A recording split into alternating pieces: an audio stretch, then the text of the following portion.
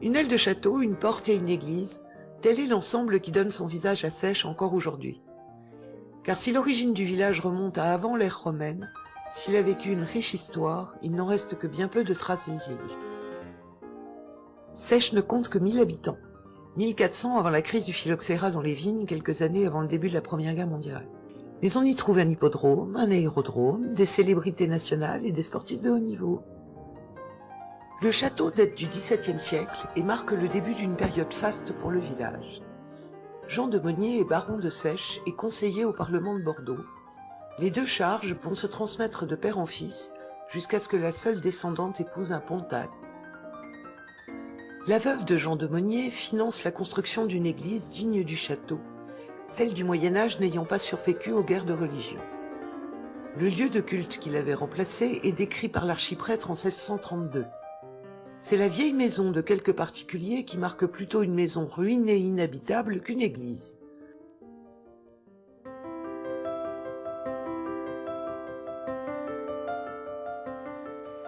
Marbre, boiserie, pierre, l'entrée dans l'église est saisissante. On se croirait dans une grande basilique de la Renaissance italienne. Les vitraux aux couleurs vives font chatoyer les motifs des murs. Les motifs, car toutes ces belles matières sont des peintures en trompe-l'œil. Une magnifique performance du peintre italien Giovanni Masucci, qui y a mis 2 ans et toute sa passion. L'église a été entièrement rénovée entre 1935 et 1939. Décoration intérieure et vitraux datent de cette époque. Plusieurs objets des XVIIe et XVIIIe siècles ont été conservés et sont aujourd'hui classés. La Vierge en bois doré, sa sainte table, l'étoile monumentale de la crucifixion et de la décollation de Saint Jean-Baptiste, patron de l'église. Il faut ce qu'il faut pour frapper les imaginations.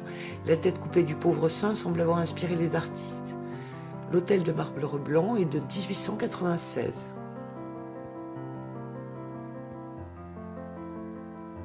Cette rénovation a été aidée par la reconnaissance de la communauté bretonne de Seiche. Venus en nombre repeupler nos campagnes dans les années 30, les Bretons ont en effet largement contribué à son financement. Un discret hôtel à Sainte-Anne-d'Auray et Saint-Yves en témoigne encore aujourd'hui, mais le pardon breton annuel n'a plus lieu. Si le château et l'église datent du XVIIe siècle, la porte serait bien antérieure, puisque datée du XIIe ou du XIIIe siècle. Mais la guerre de Cent Ans n'a laissé que des traces écrites dans l'histoire de Seiche. Les Archives nationales de Grande-Bretagne conservent ainsi plusieurs pétitions de Guillaume Ramon de Seiche, accompagné d'Anissan de Caumont, seigneur de Saint-Barthélemy, réclamant les gages qui leur sont dus pour leur soutien à l'Angleterre entre 1325 et 1335. On retrouve plus tard la baronnie de Seiche dans la longue liste des possessions des plus grandes familles de France, telles les Goth puis les Ségur. Le château féodal n'est probablement pas reconstruit, et de toute manière, le village devenu protestant est ravagé par les guerres de religion et rasé par Blaise de Montluc. Il reste tellement peu de choses de Seiche que sur cette carte de 1650, son nom n'apparaît même pas, alors qu'Escasfort et Saint-Barthélemy y figurent. Sans doute est-ce le résultat des importants travaux entrepris par Jean de Monnier. Cette omission est réparée sur la carte de Cassini, le rond rouge indiquant un bourg à l'instar de Miramont et Saint-Barthélemy, et le trait rouge une route royale. La carte de Bellême entoure Seiche d'un rempart, mais nous n'avons pas trouvé l'explication de ce pictogramme. Seiche est mis aux enchères en 1783, à l'issue d'un long litige opposant les héritiers des Pontac.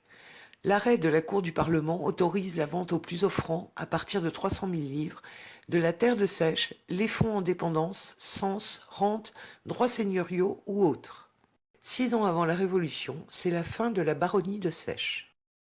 Le cadastre napoléonien de 1804 montre que le centre ancien de Seiche est identique à ce qu'il est aujourd'hui. Si le château a eu des ailes à l'époque des Monnier, il les a déjà perdues. La présence de la mairie sur la place délimitée par le château, la porte et l'église semble aller de soi. Pourtant, elle a bien failli ne jamais être construite.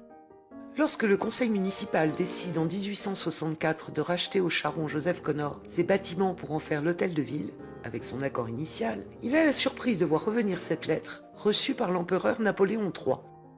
Cette décision, sire, plonge dans la douleur un pauvre ouvrier et sa famille. Il ne manque pas d'emplacement convenable pour une halle dans Seiche. Convoqué par le maire, le sieur Connor avoue bientôt avoir été manœuvré par le curé, qui ne voulait sans doute pas voir sa place lui échapper. Peut-être espérait-il au passage faire monter les prix. Enfin, il accepte de vendre ses bâtiments et les travaux peuvent débuter. Sèche est alors un important marché de la prune.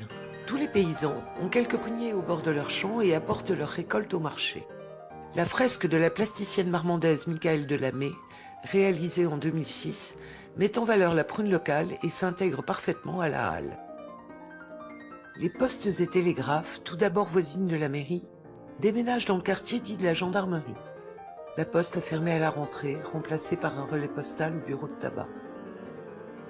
Dernier pilier de la place, l'hôtel-restaurant est aussi ancien que la mairie. Monsieur et Madame Delsol tiennent le vieux porche depuis près d'un quart de siècle. Notre tour de la place revient à la mairie, où nous allons maintenant rencontrer le maire, Serge Cadret. Disons que je suis né dans ce village, donc déjà j'aime mon village, c'est un peu pour ça. Puis bon, on est venu me solliciter aussi.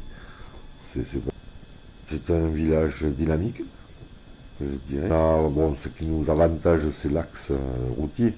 C'est un axe très important et ça amène du monde. C'est un passage de 6 000 à 7 000 véhicules le jour. Sur le tourisme, c'est difficile parce que on n'a pas de site vraiment touristique. Bon, on a une belle région, c'est vrai. Mais après, vraiment touristique, on n'a pas vraiment ces sites touristiques comme la Dordogne, comme... voilà. Alors, la première association, c'est la basket, qui est championne de région cette année. Oui, on a un club dynamique, ça, il n'y a pas de problème. On a une très belle équipe qui a de très beaux résultats maintenant, qu'on voit à assez haut niveau, je dirais. Le club de supporters. Du basket. Du basket qui s'occupe de la fête. Après, il y a un deuxième derrière, je dirais, le judo. De très beaux résultats, il fonctionne très bien. Il y a des bénévoles qui s'en occupent et qui se raffolent là-dedans, il y a un peu de soucis. D'ailleurs, bon, il y a le projet qui est sorti, le permis est déposé, on va attaquer les travaux début février pour un dojo. La chasse, oui, parce que bon, les chasseurs ont diminué. Beaucoup diminué, parce qu'à une époque, il y avait en gros 120 permis de chasse sur sèche. Aujourd'hui, c'est 40. Je pense qu'à un jour, on en aura bien besoin pour éradiquer certains gibiers. Nous retrouverons Serge Cadret tout au long de ce reportage. Il est temps maintenant d'aller à la rencontre du village jumeau de Sèche, Grussenheim. Non, l'église de Sèche n'est pas devenue une mairie alsacienne, mais quel beau symbole du jumelage. En 2016, les Séchois allaient à Grussenheim célébrer les 30 ans du jumelage. C'est donc au tour de Sèche de recevoir Martin Klipfel, maire de Grussenheim, accompagné de Pierre Camani, président du conseil départemental, Serge Cadret, maire de Sèche, Geneviève Goetz et Alain Boutelier, président des comités de jumelage, ouvrent le bal avant le point d'orgue de la soirée, le concert conjoint des Amis du Ride et des Têtes Brûlées de Marmande.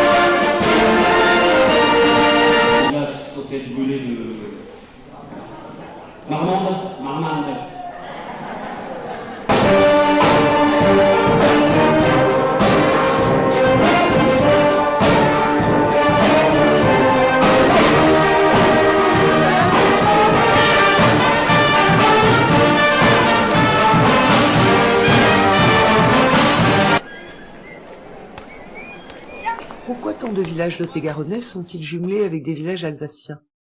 En 1939, quand l'armée française s'installe sur la ligne Maginot, le gouvernement fait évacuer les habitants. 30 kilos de bagages par personne, des vivres pour 3 jours, voyage en wagon à bestiaux. Les familles séchoises prennent en charge une ou plusieurs familles de Grussenheim. Le 12 septembre 1940, tous les réfugiés doivent rentrer en Alsace annexée, mais des amitiés se sont nouées et se transmettront de génération en génération.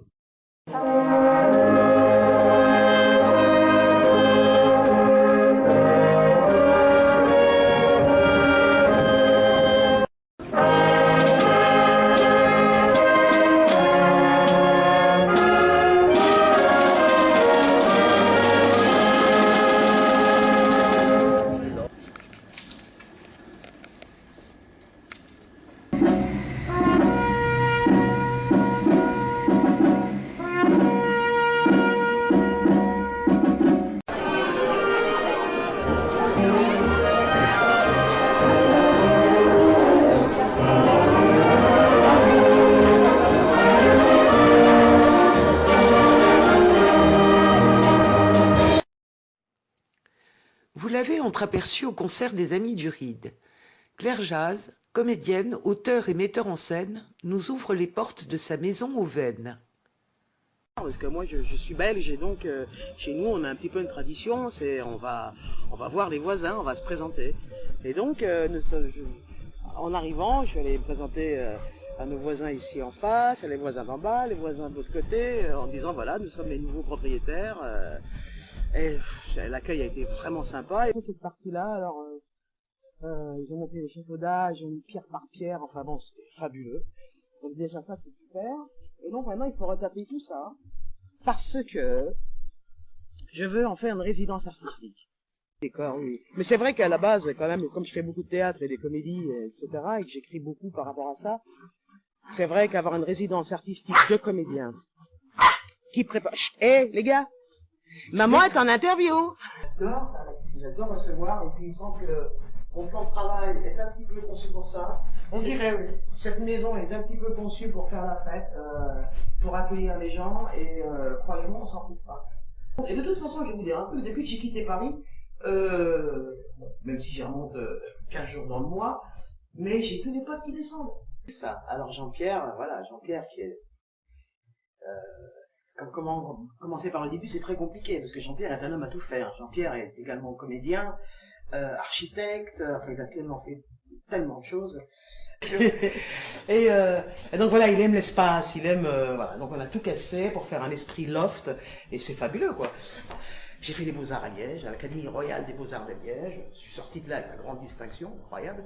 Et donc voilà, donc je n'ai fait que peindre, donc j'ai peint les amis, au départ j'ai peigné mes affiches, les affiches des copains, et voilà quoi, donc ça fait partie de moi, et le spectacle et la peinture, c'est tout ce que je sais faire, hein. Et la cuisine. Savez-vous, je me réveille le matin, je sors à poil, bon là je ne peux pas le faire, j'ai une vue incroyable. La maison de Claire Jazz se trouverait sur l'emplacement de l'ancien château des Vennes, hameau qui a sans doute existé avant l'époque romaine. Il y avait aussi une église que Nicolas de Villars décrit en 1603 comme bâtie en forme de grange avec torchis, une partie est toute découverte, elle ne ferme pas à clé, sans fond, pauvres ornements. Celle de la photo est postérieure, construite en 1867 et démolie en 1968, après que sa toiture se soit effondrée. En revenant des Vennes, on ne peut pas manquer ce bâtiment flambant neuf perché au sommet de la colline. C'est la MAT, maison d'accueil temporaire, inaugurée fin 2017.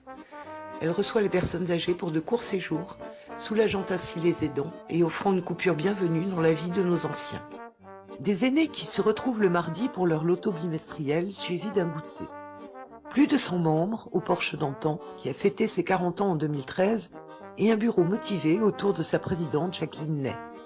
Cet été, le repas du club a été l'occasion de fêter les noces de diamant d'Agnès et Guy Testet, qui se sont rencontrés au bal à Sèche. Alors, le troisième âge, c'est une association qui mérite d'exister, surtout à Sèche, sinon il y a des gens qui ne sortiraient jamais de chez eux. C'est surtout un lieu de rencontre, c'est un but social. Parmi les assidus du loto, nous allons retrouver Madame Grenier en prenant la route de Saint-Pardon. Robert Grenier, agriculteur à Sèche, a commencé à piloter l'année de ses 50 ans, en 1979, à l'aéroclub de Marmande, dont il a été le président pendant quelques années.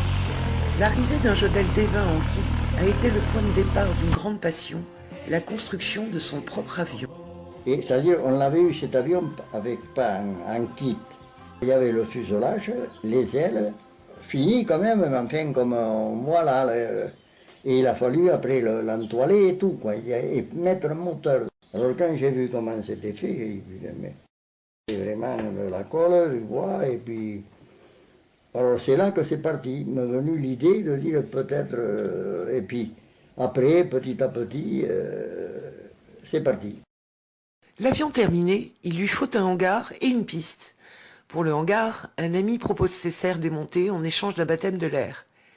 La piste, aménagée sur les terres de Robert Grenier, voit s'envoler le Jodel pour la première fois en 2006. Et c'est ainsi qu'est né l'aérodrome de Sèche. Tous les soirs, avec des journées comme ça, 1 heure avant la nuit, là, quand le temps est calme, là, je me régalais, je partais 1 heure se promener. Et un jour, il était parti. Et puis un orage est arrivé ici. Et il pleuvait. Et moi, j'étais là et je regardais partout. Je ne le voyais pas arriver. Et lui était au soleil. Et ici, il faisait orage. J'étais sur oui. le gonto de Nogaré, Oui. là, par là, et je voyais la perturbation qui passait là. Alors bon, j'ai attendu que la perturbation passe, je me promenais autour, loin, je rien était au soleil. Et alors quand ça a été passé, je voyais que c'était... Il est arrivé. Je suis arrivé, mais alors il y avait de la flotte dans le bas-fond partout. Là. Aujourd'hui, Robert Grenier ne vole plus, mais il bichonne toujours avec amour son avion. Un petit regret, ne pas avoir pensé à mettre ses initiales dans l'immatriculation. Maître Roméo Golf. Oui, pour Robert Grenier. Oui.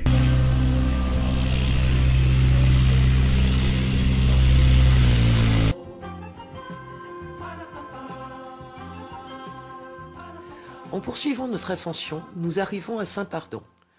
On y voit encore la trace d'une église aujourd'hui disparue. Sa nef s'est effondrée en 1960 et elle a été démolie en 1975. Une petite chapelle toute simple a été construite à sa place. L'autel de la chapelle est une meule de moulin posée sur un socle. Mais avant de réaliser ses rêves d'enfant, il faut passer sur les bancs de l'école.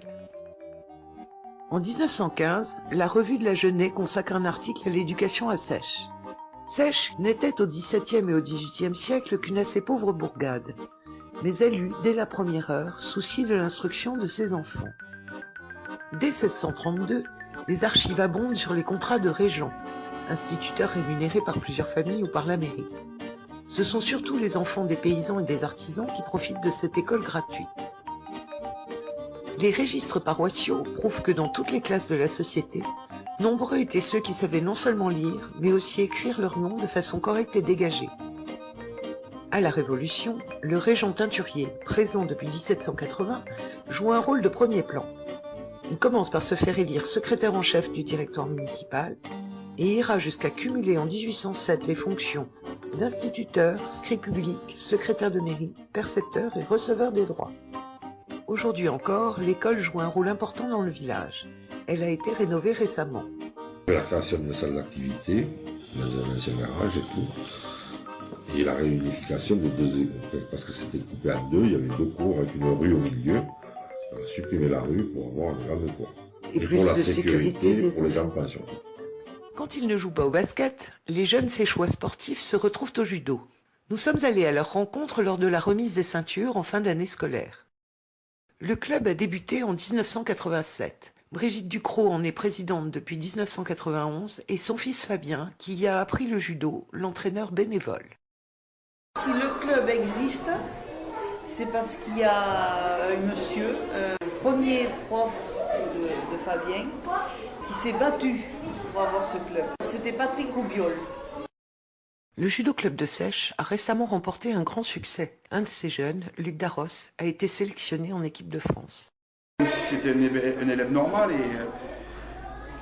et puis j'ai senti qu'il y avait le petit truc. Un tournoi à une Coupe d'Europe au Portugal avec le club de Sèche, on a financé nous. Et après, il y a des recruteurs qui m'ont pris, mais il fallait, je ne pouvais pas le garder à la maison, c'était pas possible. Et financièrement, on n'aurait pas pu assumer la charge que ça représente. Parce que c'est un gars qui est voué à sortir en compétition internationale bien plus régulièrement que ce qu'il ne fait d'ores et déjà. Je pense qu'il y en a encore là au club 4-5 qui a du potentiel. Et j'essaye de l'exploiter et de le faire émerger. Moi, mon rôle, c'est ça. Faire en sorte que l'élève, l'enfant prenne conscience de ses capacités et puisse émerger à un moment donné. Et il explose. Moi, je suis le petit jardinier, il cultive sa plante, il pousse, et puis il te les coupe, et je suis là, je suis juste en train d'être spectateur, de voir quelque chose qui est éclos. Et c'est lui qui doit en retirer les fruits, pas moi. La salle des fêtes a été construite sur l'ancien foirail, grand champ de foire accueillant toutes sortes de marchandises, bestiaux compris. Sa halle date du début du XXe siècle. Sur la petite place d'en face, on a trouvé les restes d'un ancien cimetière lors des travaux pour l'eau courante. Il s'agissait probablement du cimetière protestant, dont l'existence est attestée par l'inventaire des biens nationaux à la Révolution. Le tabac qui fait l'ongle est un commerce depuis que les cartes postales existent, et il est amusant de le voir changer d'affectation au fil des années. Le Mistral, lui, n'a quasiment pas changé. L'avenue de Marmande et l'avenue de Miramont sont très tôt adaptées au trafic routier, même si elles abritent de nombreux promeneurs. Du fait de leur passage, elles accueillent de plus en plus de commerces au fil du temps. En 1939, l'Almanach du Lot-et-Garonne recensait une quarantaine de boutiques à Seiches, de nombreux artisans et une société hippique. Il y avait en effet un champ de course, visible sur les photos aériennes des années 50 à côté de la voie ferrée. Quand le train passait pendant les courses, il klaxonnait et envoyait un nuage de fumée, se souvient Robert Grandier. C'est aujourd'hui l'espace sportif des Séchois, avec tennis et terrain de pétanque. Parlons train, justement. La ligne qui relie Marmande et Bergerac est mise en service le 15 novembre 1886, avec une gare de passagers et de marchandises à Seiches. Tout n'est pas rose pour autant à cause des vaches. Celles de Seiches ont droit à un article dans le supplément sud-ouest de la Croix en 1897. Du fait de la suppression des gardes-barrières sur la ligne Marmande-Bergerac, la compagnie d'Orly envoie fréquemment ses trains arrêtés par la rencontre de bestiaux errant sur la voie. Ce fait vient de se renouveler près de Seiches pour la 5e fois en un mois et demi. Les voyageurs sont moins enthousiastes que les vaches, lenteur du train et correspondance très longue obligent. Dès le 5 décembre 1938, la section Marmande-Aimais est desservie par des autocars. Tout le trafic, marchandises inclus, prend fin le 1er novembre 1953. La gare est aujourd'hui l'école maternelle de Seiches. On devine encore les pierres des quais dans son jardin à l'ouest. Continuons notre voie ferrée vers Saint-Laurent et arrêtons-nous un instant dans le bois qui précède pour rencontrer Clarisse Borde, créatrice de la cabane du Bois des Nozes. Alors le projet a démarré en 2011, un petit peu par hasard. Mon mari souhaitait éventuellement un jour avoir un gîte. Bon, l'idée m'emballait pas trop parce qu'on n'avait rien de caractère trop original. Donc du coup, moi je regardais sur internet, j'ai découvert les logements insolites qui commençaient à sortir un petit peu à droite à gauche. Et donc une idée m'est venue, je me suis dit, bah, tiens, pourquoi on ne pourrait pas adapter une cabane avec des prestations de luxe haut de gamme. On s'était dit, c'est dommage, on a un joli cadre, donc on avait un bois avec la cabane à la base des enfants. Et du coup je me suis dit, mais voilà, l'idée c'est ça, pourquoi pas faire une cabane là, avec des prestations de gamme. Donc on a appelé un constructeur de cabane qui est venu. Ça a démarré là, on s'est renseigné aussi pour mettre en place éventuellement un jacuzzi, un sauna-bulle qui n'était pas encore montré au public en fait, c'était tout nouveau. Donc voilà, on a monté tout ça et on est resté quand même dans l'esprit cabane avec une décoration très sobre, tout en bois. Mais par contre personnalisé avec le logo de la cabane sur tous les éléments en bois, sur la vaisselle, sur le linge, tout était brodé en se rapprochant le plus possible de l'hôtellerie de luxe. En poursuivant notre chemin, nous partons à la conquête de Londres. Oui, la capitale anglaise. Du moins son homonyme, ancienne commune du département. Le roi Édouard III d'Angleterre imaginait de créer en France une grande bastide sur ce territoire, et ce serait là l'origine de son nom. Saint-Laurent a été rattaché à Seiches, tandis que Saint-Étienne de Londres et Saint-Pierre de Londres étaient inclus dans Puy-Miquelon. L'église de Saint-Laurent est la plus ancienne de Seiches. Construite en 1453, à la toute fin de la guerre de Cent Ans, elle a réussi à survivre aux guerres de religion. Le porche de cette petite église romane vient d'être refait. D'autres travaux sont à l'étude. L'intérieur a malheureusement beaucoup souffert de l'humidité. Les vitraux, offerts par des familles locales, conservent tout leur éclat, mais le maître-autel en bois, le mobilier, la décoration et les objets sacerdotaux ont connu des jours meilleurs. La fête de Seiches débute par un marché fermier, tandis que les manèges commencent à s'animer. L'atmosphère est beaucoup plus studieuse au concours de belote. Mais l'événement phare de cette première soirée est le match de basket contre Bergerac. Une remise en jambe bienvenue avant d'attaquer la saison dans la division supérieure, après une belle place de première équipe régionale. C'est toujours énorme à vivre, et puis finir par un titre de champion en plus, c'est la cerise sur le gâteau. Prendre les matchs les uns après les autres, la poule a l'air difficile. Voilà, après c'est que du bonus, mais parler de monter là c'est encore... Oui. Le club je sais qu'il est solide, donc si on monte en National 3 c'est sûr que ça va être difficile, mais il peut l'encaisser. Il faut être une bande de potes pour gagner, il n'y a pas de secret, un sport co, si on ne s'aime pas ça ne gagne pas. On a toujours essayé de garder un cocon, quand même, un noyau dur quoi, de l'équipe qui a toujours quand même eu le niveau pour accéder à la prénat. Et après, quand on greffe des bons éléments dessus, ça monte et ça gagne. Il ne manque pas un match, pas un entraînement, des petits comme des grands. Bernard Bachellery dit Yoy, la mémoire du club. Et les joueurs sont partis d'ici pour aller à Toulouse, là-bas, sur le gazogène. Et ils ont gagné. Oui, ils ont été champions de France de la zone libre, attention. Celle-là de photo, ils avaient fait un premier en 1919. C'est à partir que ça a été formé, en 1933. Quand ils ont été champions de France, c'était en 1946. Et il y avait l'ancien maire d'ici, M. Constant. C'était en bas avant le basket là-bas. Ah oui. Où c'est qu'il y a les boules là. Parce qu'il n'y avait qu'un entraînement, c'était le mercredi soir. Alors vous savez, quand vous finissez à 8h du soir et puis vous attaquez à 5h du matin, c'était vraiment fort là. Là il y avait une équipe forte. Ah ben là, l'équipe première, c'était l'instituteur qui les occupait. Après, bon, c'est Michel Sabatier. Le club a un riche palmarès, mais son plus beau fleuron est Freddy Fnagel. Meilleur joueur français en 1987, il a grandi et appris à jouer à Sèche, où sa mère, institutrice à la retraite, habite encore. Mais là, vous voyez, vous avez Freddy, son père à côté. Et son père jouait aussi alors? En même temps, alors vous voyez, son père... La fête de Sèche est organisée par le club des supporters du basket. Elle se poursuit le samedi soir avec un repas cuisiné et servi par les bénévoles du club.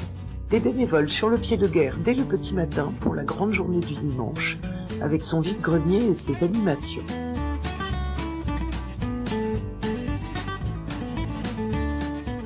Le rallye des tracteurs anciens lance les festivités. Une magnifique collection de tracteurs fait le tour de la colline de Saint-Pardon avant de revenir se ranger dans le champ où les visiteurs pourront l'admirer.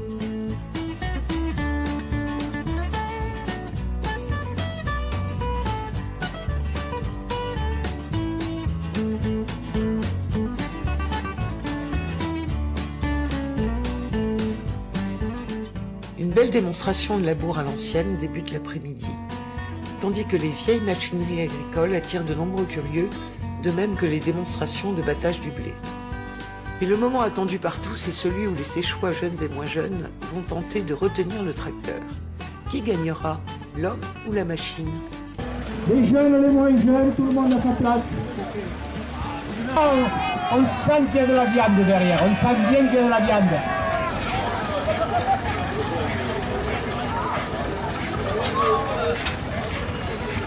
Ça fait mal au pouce, Christian. Veillant sur Sèche depuis sa colline au sud, il ne reste plus qu'un moulin sans aile, mais bien préservé par ses propriétaires. Sèche, terre de céréales et de polyculture, terre de vignes autrefois, terre fertile, cultivée depuis des siècles avant même l'arrivée des Romains. Sèche est un village agricole, oui.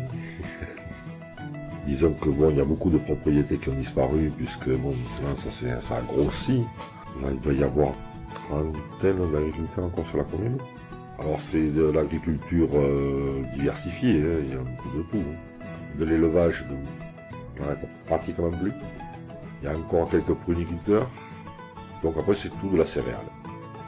Alors la présence de terre du sud, c'est un habitant de Sèche qui avait ses silos. C'était la maison Gary. Et il récupère tous les grains pour le séchage, tout ça, de tous les agriculteurs des alentours. Quoi. Tandis que Jackie Bortolin termine la récolte de son tournesol, tentons de résoudre cette énigme. Y a-t-il une source chaude à Sèche? Une source ou même plusieurs, certainement.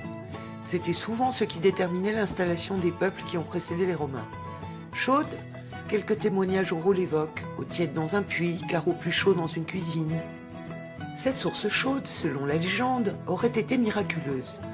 Un noble romain y aurait créé des thermes, recensés dans les itinéraires d'Antonin, comme étape importante sur une route romaine. Mais ce n'est qu'une légende, et nous avons retrouvé les coupables.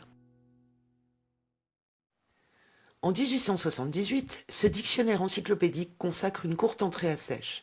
On y lit « Seiche ou Seiche, Aquae-Sicaae, chef-lieu de canton Lot-et-Garonne, eau minérale ». Or à l'époque, nulle eau minérale à Seiche, juste de l'eau de vie de prune. Aquae-Sicaae existe bien, mais ailleurs. Un siècle auparavant, cette notice de l'ancienne Gaule discute de l'attribution d'Aquae-Sicaae à Seiche. Mais ce n'est visiblement pas notre Seiche, puisque proche de Toulouse. Aquae-Sicaae est situé sur la voie romaine qui relie Tolosa, Toulouse, à Lugdunum Convenarum, Saint-Bertrand de Comminges. Haute-Garonne, Lot-et-Garonne, l'erreur est humaine.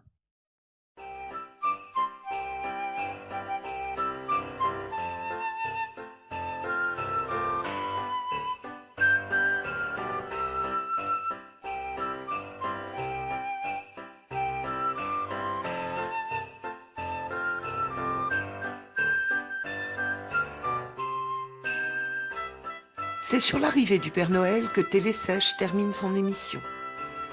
Pour la fête de Noël, l'école, les associations et de nombreux artisans locaux rivalisent de créativité, comme chaque année. Malgré une météo bien maussade, il y a beaucoup de monde et les lutins ont fort à faire.